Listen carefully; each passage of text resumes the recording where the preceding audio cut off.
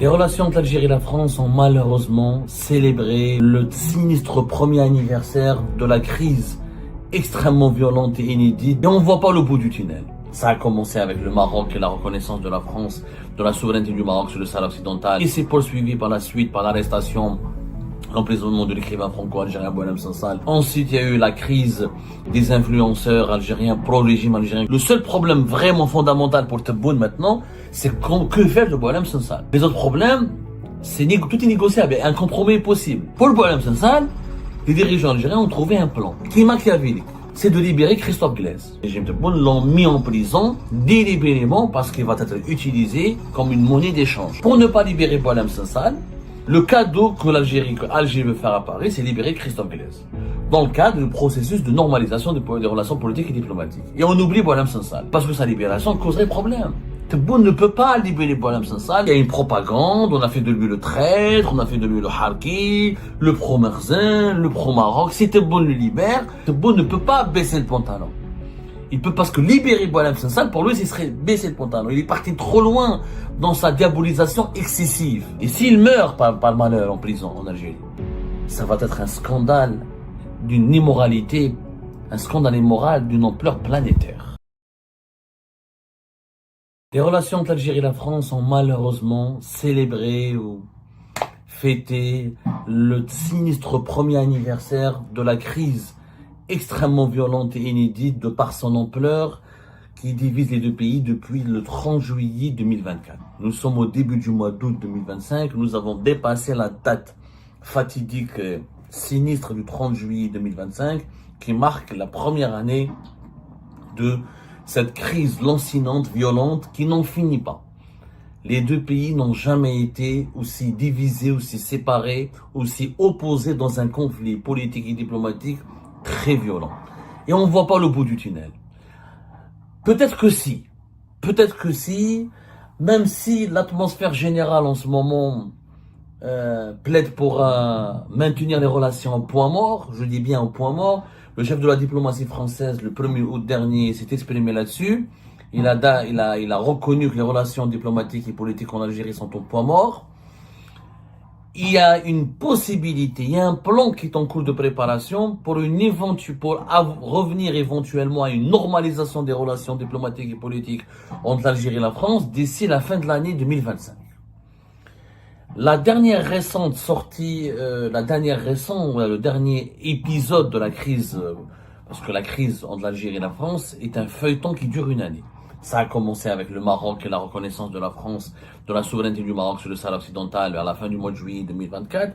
Et s'est poursuivi par la suite par l'arrestation, l'emprisonnement de l'écrivain franco-algérien Boualem Sansal en novembre 2024. Ensuite, il y a eu la crise des influenceurs algériens pro-régime algérien qui ont appelé à la violence, aux agressions et qui ont voulu déstabiliser l'ordre public en menaçant, en appelant à des meurtres et à la violence et des agressions contre les opposants algériens réfugiés en France vers la fin de l'année 2024, début de l'année 2025. Ensuite, il y a eu la crise Rotaillot face au régime algérien qui a duré jusqu'à avril 2025, qui a porté sur plusieurs éléments, plusieurs volets, plusieurs dossiers, dont l'expulsion des ressortissants algériens et des migrants algériens au profil dangereux, la lutte contre la migration clandestine, la délivrance, le blocage des laissez-passer consulaires par les autorités algériennes pour empêcher le ministère français de l'Intérieur, dirigé par Bruno Retailleau, d'expulser les migrants les plus dangereux, le refoulement par l'Algérie de ces migrants, de ces Algériens qui sont dangereux et que la France considère comme dangereux qu'elle a expulsés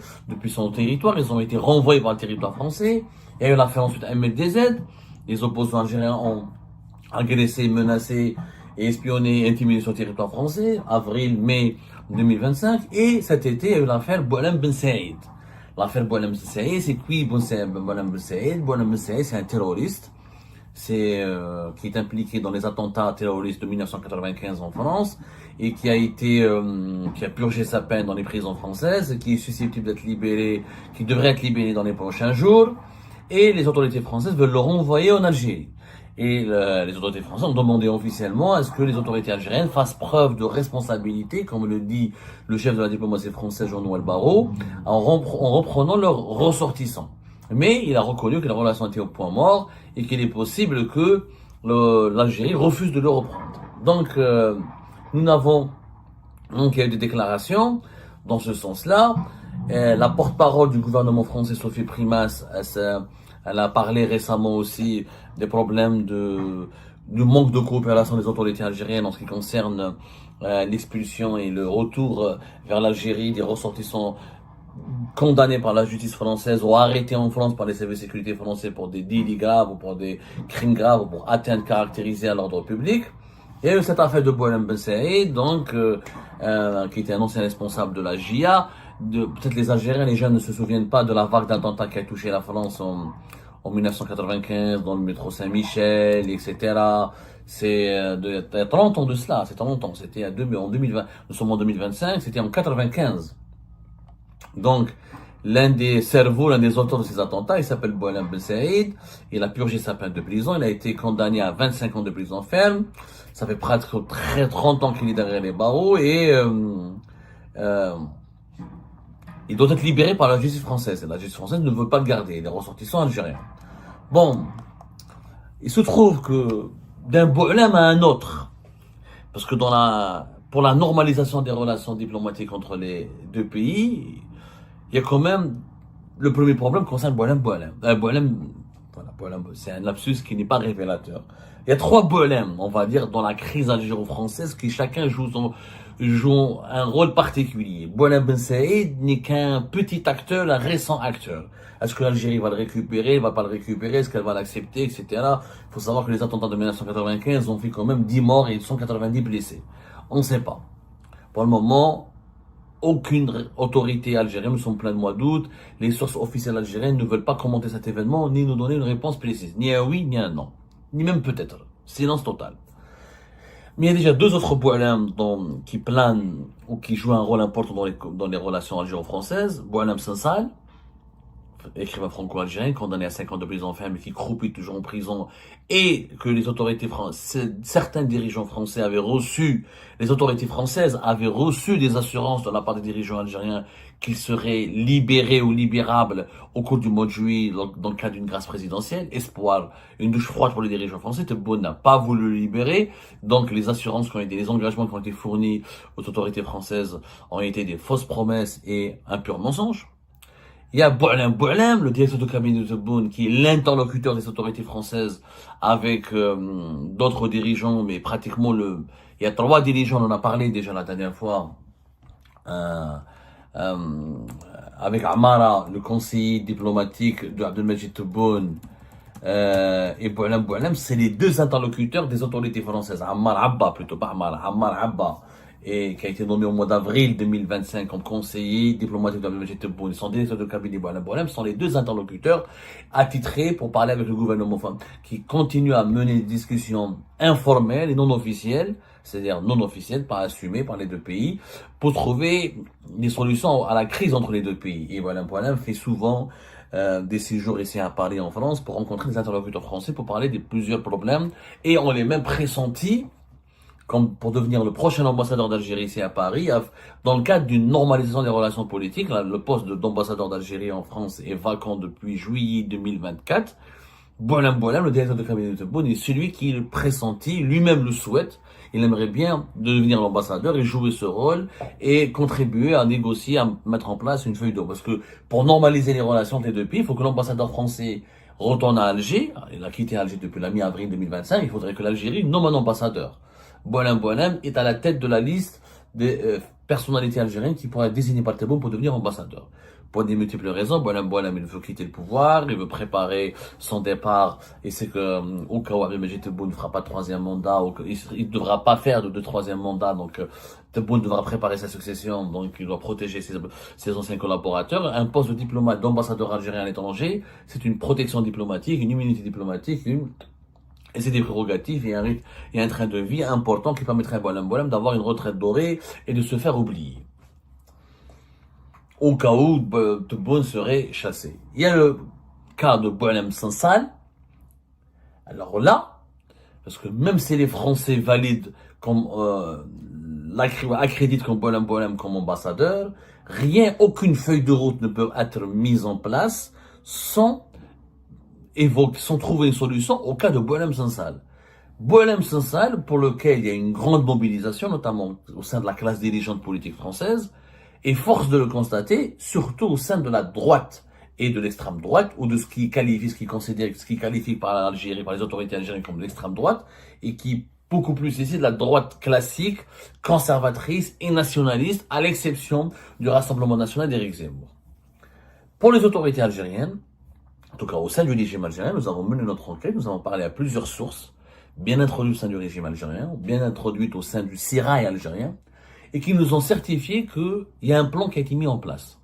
Parce que la difficulté des autorités algériennes dans la négociation des relations, dans la négociation pour une normalisation des relations avec la France, c'est Boualem Sansal.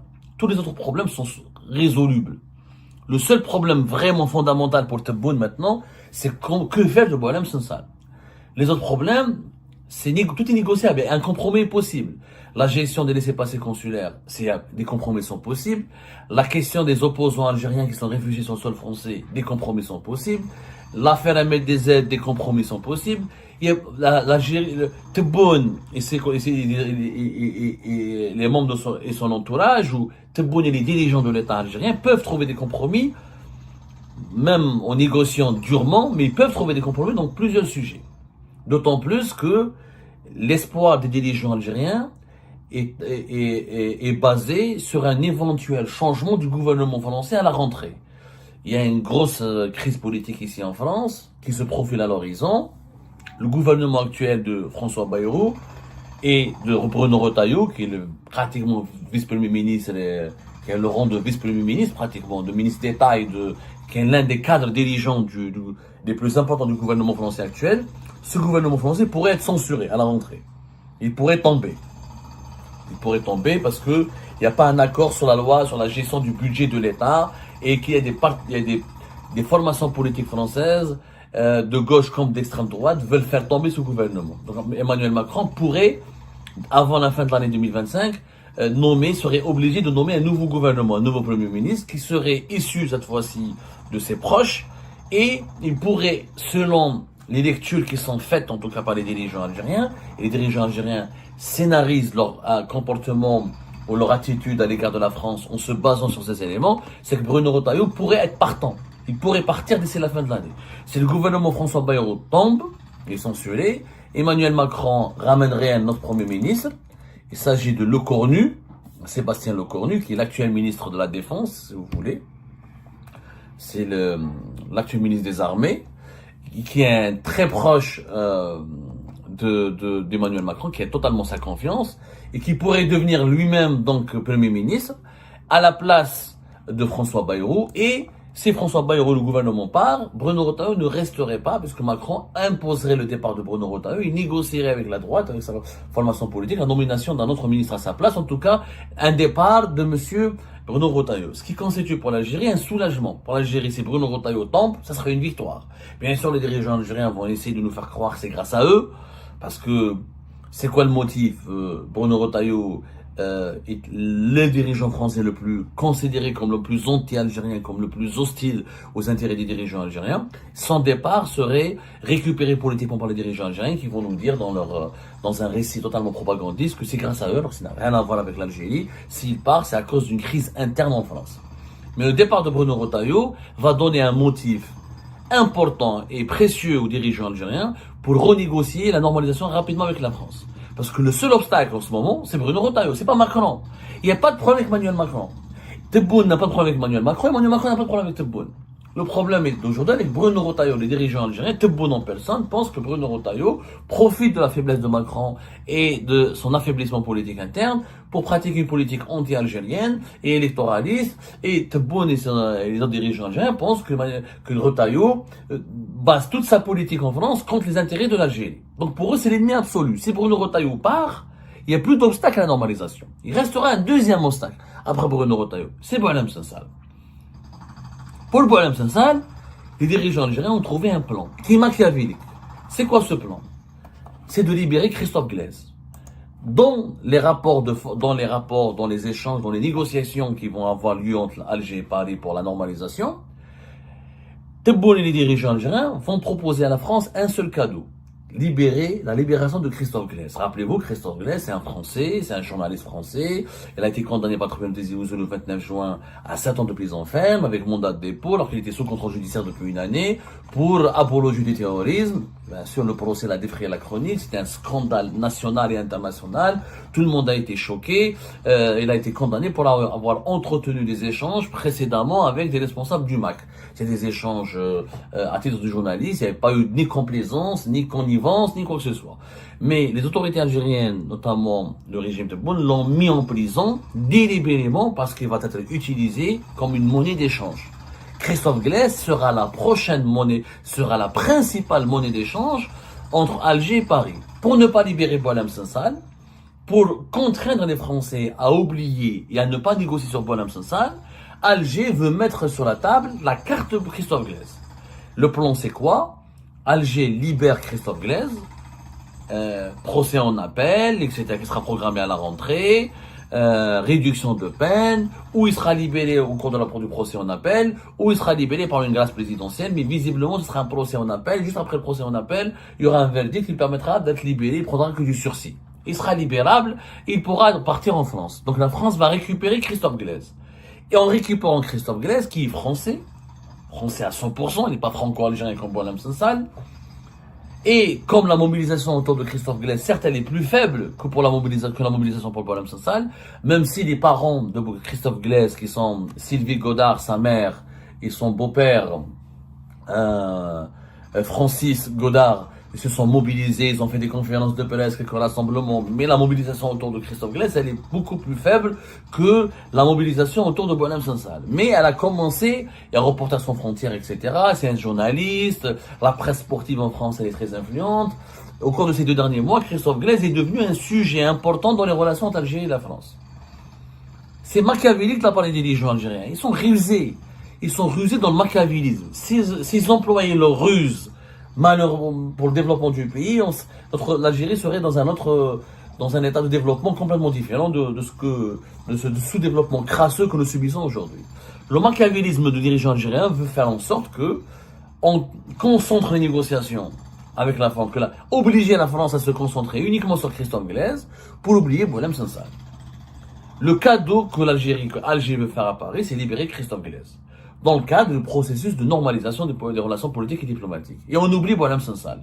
Pourquoi on doit oublier Boualem Sansal? Parce qu'il n'est pas français totalement, il est franco-algérien, et parce que sa libération causerait problème. Tebboune ne peut pas libérer Boualem Sansal maintenant. C'est pas possible, c'est encore frais. Peut-être en 2026, peut-être en 2027, mais il n'est pas question de le libérer en 2025.